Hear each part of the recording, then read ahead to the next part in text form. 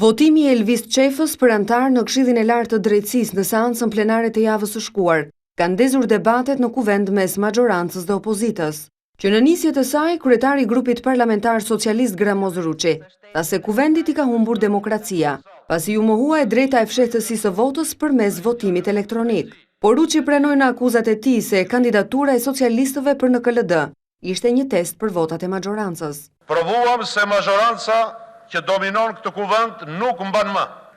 Pushteti i Sali Berishës dhe i tij ka vdekur demokratikisht, ka vdekur politikisht, ka vdekur dhe numerikisht. Tani kur votat që ka nuk i garantojnë fuqinë e pushtetit, e kur për t'i pasur dhunon se cilin prej jush. Ajo që u tentua të aplikohet të ejtë që shkojnë kuvend nuk duhet lejuar, se është abuzive. Ne do të ndalojmë. A është votimi elektronik i fshet? Jo. Për ne reforma e rregullave të kuvendit ka rëndësi prioritare, në përmbajtje por edhe në kohë. Ajo është domosdoshme para zgjedhjes presidentit, për të shmangur rrezikun e lartë të shtetit partijak, të shtetit politik. Në kundërpërgjigje, kryeparlamentarja Topalli e cilësoi votimin e Qefës si dështimin e radhës të socialistëve, pas humbjes në zgjedhjet e 2009-s, si dhe ato të vitit të kaluar.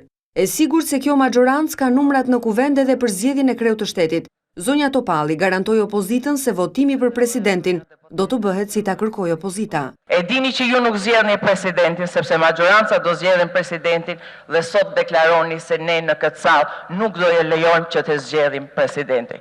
Gabohni përsëri. Do humni përsëri si në 2009, si në 2011, si në zgjedhjet e bashkisë dhe si në rang republike. Por ky parlament, në momentin që kushtetuta përcakton me zgjedhje të lira, si të doni ju, me kuti, me flet, me elektronik, me fingerprint, po ta kërkoni sipas rregullores, do zgjedhin presidentin duke respektuar kushtetutën.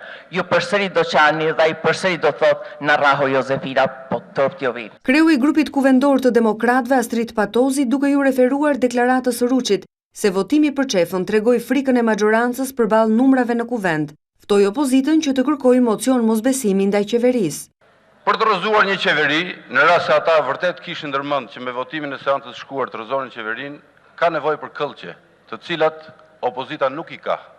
Opozita duhet di që jo gjithmonë mund ta rrëzojë qeverinë, por ka votime të posaçme dhe unë ftoj opozitën që të provojë mocionin e mosbesimit sepse është e vetmja mënyrë që një qeveri legjitime të rrëzohet në parlament. Debatet mes majorancës dhe opozitës në kuvend vijnë pas seancës plenare të 12 prillit, ku me 71 vota, kuvendi miratoi Elvis Qefën për antar në Këshillin e Lartë të Drejtësisë.